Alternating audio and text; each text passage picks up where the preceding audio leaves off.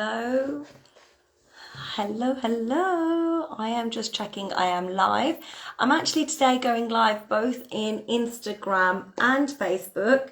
So it looks like I'm live in both. Hi. For those of you that don't know me, my name's Aman Sana and I'm a self-worth and confidence mentor. And what that means is I help women transform their mindset and tap into their energy and emotion so that they can release and really let go of anything that is holding them back and that they can live in their truest potential and live the life that they desire, really. So hello to you guys as you're coming on, and Facebookers, I'm not the best with Facebook. I've got some of you on here. Hi. I will try and keep up with the comments as much as possible. So welcome to my 6-week mini live series. So the reason I wanted to do this is because there's only so much I can put in a caption, right? And there's only so much I can put on a post or in a reel. So anybody that knows me knows I like to talk.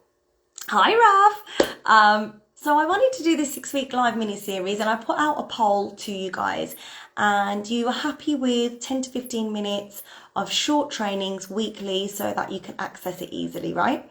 So here I am. And today we're going to talk about self-care versus self-love. So I've actually got some notes here because, like I said, I'm a bit of a talker and I might go off topic. So I'm keeping myself streamlined as much as I can. As you jump on, I'd like you guys to just let me know what self-care means for you and what self-love means for you. What's the difference? What do you think the difference is in these? I think there's a little bit of a lag on Facebook, so I will keep checking, but comment as you wish. So yeah, let me know what self-care means for you and what self-love means for you.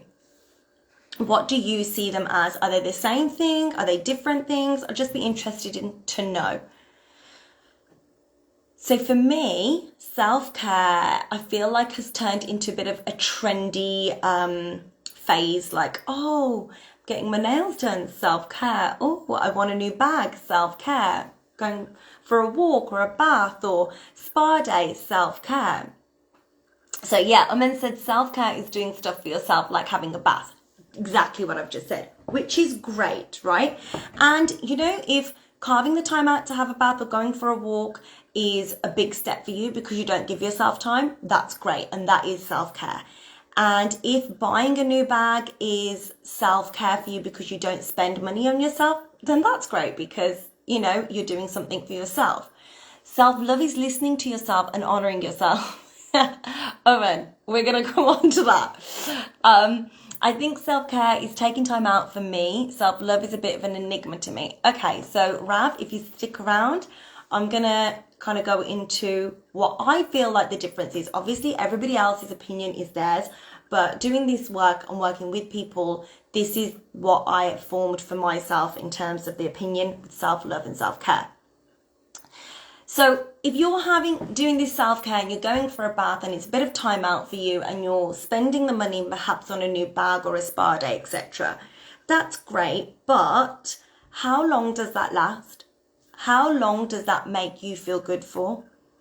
Does getting your nails done make you feel good for a day, a week, a month? How long does that last with you? And I definitely agree that you do need self-care because it helps you recharge and rest, and it releases the stress from your stress bucket. So like obviously things happen and we get layered on layered with loads of stress, and self-care is a great way of releasing that stress. So it is really important and it is really helpful. But I want you to ask yourself, are you recharging yourself from the surface? How deep does the self-care go? Now, I'm going to introduce what I feel self-love is, right? So for me, I think self-love is honoring yourself, like Aman's already mentioned in the comments. and loving yourself wholeheartedly, and I mean like wholeheartedly, knowing you are enough and feeling like, you know what, even if I'm not everybody's cup of tea, that's okay with me, that's fine, because you're happy with yourself and you're enough for yourself. Does that make sense to you guys? Just drop a yes or no, or what are you talking about in the comments, and I can explain a bit more if need to be. So for me, I recognize I miss self-care as a temporary, I see self-care as a temporary fix. Yeah. So this is what I mean. Like, it's not almost a temporary fix, but a surface level fix. So I would say to you, let's introduce this thought. If meditation is the self-care and that helps you recharge and reset for the day or the end of the day, depending on when you do it, that's great. But the self-love bit is honoring yourself and carving the time out to do it consistently and to do it all the time. Does that make sense? So if I was to say to you, wake up, let's set you a morning routine, and you're gonna do meditation for 15 minutes or 10 minutes or even 5 minutes, right? But you do it 2 days a week and you don't do it 5 days a week, or you do it 3 days a week and you don't do it 4 days a week. I would ask you, if you had to wake up 10 minutes earlier for a family member or for your partner or for your child, would you do that? Let me know. Would you wake up 10 minutes earlier for other people in your family? And would it be a big problem? Not really, I don't think. I'm just going to check if I've got any comments here. Okay. So why is it different when waking up 10 minutes earlier for yourself? Why is it different getting up 10 minutes earlier to honor yourself and to do that meditation? Yes, just did this day. That's great. That's so good. I'd wake up for them, but not for myself. See? Because you're not showing yourself that self-love. You're not, again, honoring yourself. You're not committing to yourself. So that, for me, is where the self-love lies. So, for example, how many of you have tried to or wanted to maybe do a Reiki session or reflexology or a self-development course or a masterclass or something, and you've looked at it and thought, oh, I'd really like that, but you know what, it's a bit too expensive, I'm not going to do that.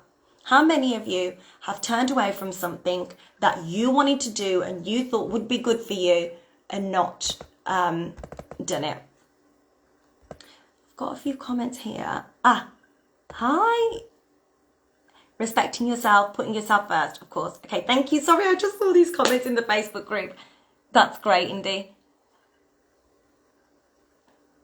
Yeah, so I'd wake up for them, not for me. I do this all the time. So you often look at something and you're like, oh, okay, actually, I don't, it's a bit too expensive. I'm not going to do it.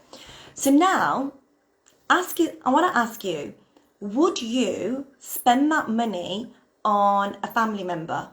Would you spend that money on a Christmas gift or a birthday gift or your child's clothes, or like brand new clothes for them, or something that they wanted? Because I bet you would. How much money do we spend? Yes, I have put it was just because of a change in priority, yeah. But how much money do we spend if we do, say 4 people going on holiday, a family of 4 as just an example, or even if it was just yourself or 2 of you, how much do you spend on a holiday for 10 days or 2 weeks even? We end up spending thousands of pounds on a holiday. Yeah, Aman said she'd spend it without a second thought. We end up spending thousands of pounds on a holiday which lasts 2 weeks. And why is that? Because it's for everyone. Because it's for everybody else. But you didn't invest in yourself for that self-development, Reiki, reflexology, self-development, whatever else it was. You didn't do that for yourself. Let me tell you, have a think about this. Would your family benefit from a better you? Yes, we'd always spend on others and not for, think twice about yourself. Yeah, exactly. But your family would benefit from the investment you'd make in your own well-being as well and your own state of mind. But you don't do it. Why? Because the self-love's not there. So am I making sense with the comparison between self-love and self-care? I'm not saying in any way the self-care is not needed. It is needed 100%. Yeah, 100% they would benefit from a better me. Of course they would. But we see the holiday as, oh, it's okay. It's not that you can't afford the other things or too expensive. It's just you don't see the value in it because you're not loving yourself and you're not prioritizing yourself. Does that make sense? So we need both hand in hand, but you need the love at a deeper level and the self-care at a higher level, surface level even. Because if you're not doing this work underneath, this work on top will just, you can keep doing self-care and you keep having a bath and you can keep having a walk or keep getting your nails done, and it's not going to penetrate anything. It's not going to help anything. It's just going to keep you from overflowing. Does that make sense? It's just ongoing. But if you do the self-love underneath and top that up with self-care, that's great, because your stress bucket won't rise as high. Does that make sense? Hi, Jay. So yeah, does that make sense to everybody? And does anyone have any questions? Just wait here a moment.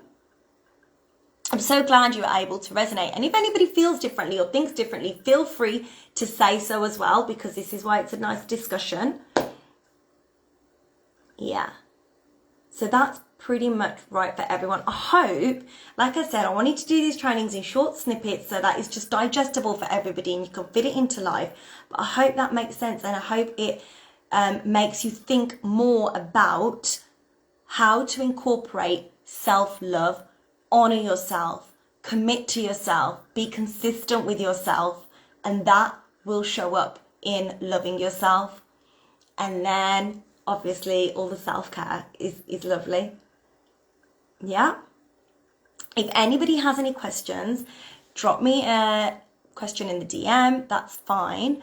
I am going to shoot now because I'm picking my son up from his tuition and he gets his test results today. So I've promised him a little treat for his efforts.